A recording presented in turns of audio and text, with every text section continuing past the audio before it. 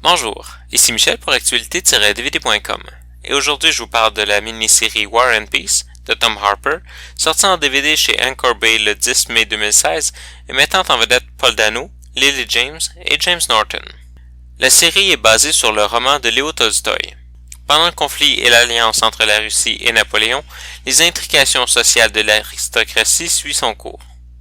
Influencées par les événements politiques, économiques et les départs pour la guerre. N'ayant pas lu Guerre et Paix, je me contenterai de faire une critique de la série sans en faire une comparaison avec le livre.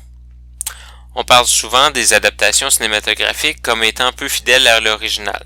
Évidemment, deux médiums, deux manières d'exprimer, mais aussi et surtout deux manières de comprendre. Dans un livre, il est peut-être plus facile de suivre le cours des événements, de se laisser porter par le récit et de l'intégrer par des images mentales que l'on se crée soi-même.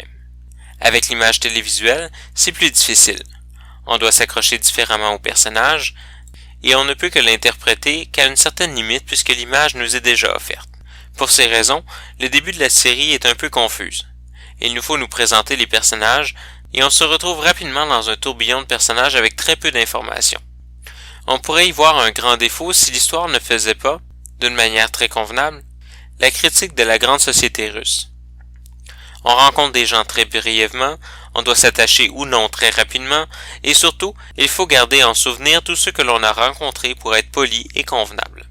Heureusement pour les spectateurs, les personnages finissent par prendre forme et, même s'il est difficile de suivre le cours des relations entre les personnages, on finit par mieux comprendre leur personnalité et les actions qui en découlent. Dans la veine de la critique de la société, on remarque le traitement que reçoit le petit paysan, complètement anonyme tout le long de la série, sauf à la fin quand un lien est créé entre l'intellectuel et un prisonnier qui devient le pont entre la classe ouvrière et l'aristocratie.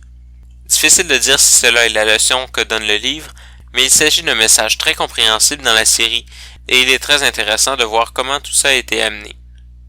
De manière générale, il ne s'agit pas d'une grande série. Même si certains acteurs et certains moments se démarquent particulièrement, je pense à Paul Dano qui joue parfaitement l'homme maladroit avec un grand cœur et de bonnes intentions, mais aucune manière de les utiliser réellement jusqu'à ce qu'ils deviennent précisément l'inverse de ce qu'ils visaient avant. Gillian Anderson donne aussi une superbe prestation dans le rôle d'une dame qui joue parfaitement le jeu de la grande société. La série est présentée en format d'image 1.78, en anglais Dolby Digital 5.1 avec les sous-titres en anglais et espagnol.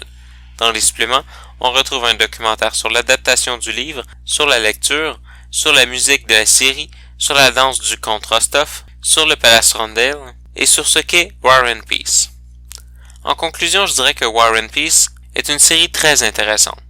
Un peu confuse au début, mais extrêmement bien montée et scénarisée si on considère la complexité des intrications d'autres personnages importants. Peut-être pas une grande série, mais qui vaut vraiment la peine d'être vue.